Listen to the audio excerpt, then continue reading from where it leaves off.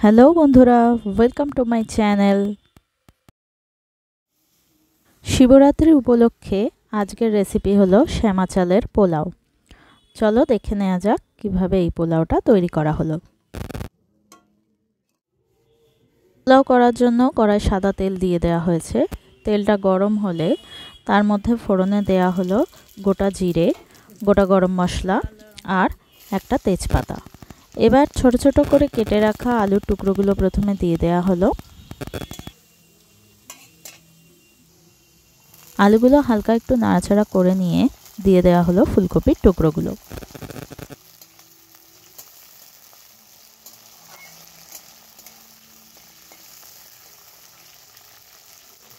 আলু আর ফুলকপি হালকা একটু ভাজা হয়ে গেছে। এবার বাকি সবজিগুলো একে একে দিয়ে দেওয়া হচ্ছে। প্রথমেই এখানে দিয়ে দেওয়া হলো গ্রিন বিনস, তারপর দিয়ে দেওয়া হবে গাজর।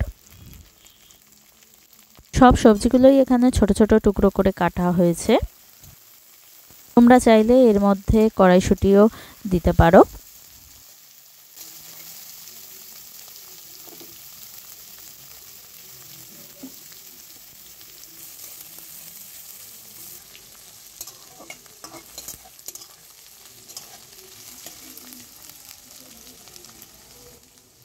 এগুলো হালকা একটু ভাজা হয়ে গেছে। এবার এর মধ্যে কুচিয়ে রাখা আদা আর লঙ্কা দিয়ে দেওয়া হলো।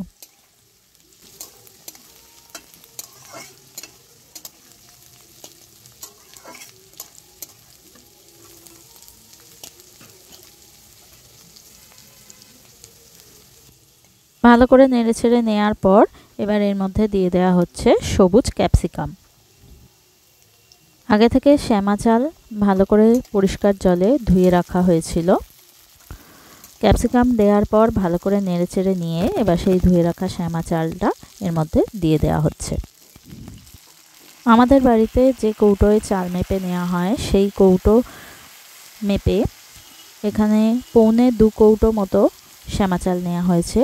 তোমরা যে পাত্রে চাল নাও সেই পাত্র মেপে আন্দাজ অনুযায়ী চালটা নেবে। চালটা দেওয়ার পর এবার ভালোভাবে নেড়েচেড়ে মিশিয়ে নেওয়া হচ্ছে।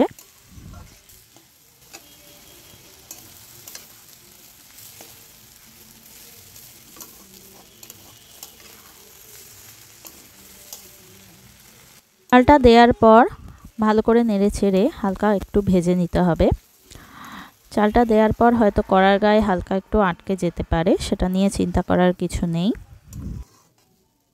চালটা ভাজা হয়ে গেলে পরিমাণ মতো জল দিয়ে দিতে হবে। এখানে পোলাওটা সাদা করা হবে বলে হলুদ ব্যবহার করা হয়নি। তোমরা চাইলে সবজিগুলো ভাজার সময় সামান্য একটু হলুদ দিতে পারো। পরিমাণ মতো জল দিয়ে দেওয়া হয়েছে।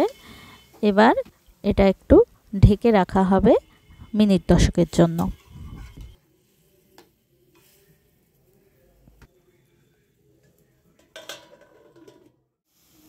মিনিট 10 পরে ঢাকনাটা খোলা হয়েছে। চাল এবং সবজি সমস্ত কিছু সুসিদ্ধ হয়ে গেছে। এবার হালকা হাতে খুন্তি দিয়ে এটাকে নাড়াচাড়া করে নিতে হবে। যে কোনো পোলাও রান্নার সময় জলের পরিমাণটা কিন্তু খুব গুরুত্বপূর্ণ একটা ব্যাপার। যত কাপ মেপে চাল নেবে তার থেকে 1 কাপ বেশি জল দিতে হবে। সবজিগুলো ভাজার সময় কোনো রকম নুন দেয়া হয়নি, তাই ভালো করে নাড়াচাড়া করে নিয়ে এবার পরিমাণ মতো নুন মিষ্টি দিয়ে আবারও এটাকে ভালো করে নেড়ে মিশিয়ে নেওয়া হচ্ছে। সমস্তটা মিশিয়ে নেওয়ার পর এর মধ্যে দিয়ে দেওয়া হলো 1 চামচ ঘি। তারপর আবারও ভালোভাবে মিশিয়ে নেওয়া হচ্ছে। দেখো পোলাওটা কতটা ঝরঝরে হয়েছে, একদমই দলা পাকিয়ে যায়নি। এটা ঠান্ডা হলে আরোই সুন্দর ঝরঝরে হয়ে যাবে। তোমরাও বাড়িতে এই শিবরাত্রিতে এই রেসিপিটা বানিয়ে ফেলো।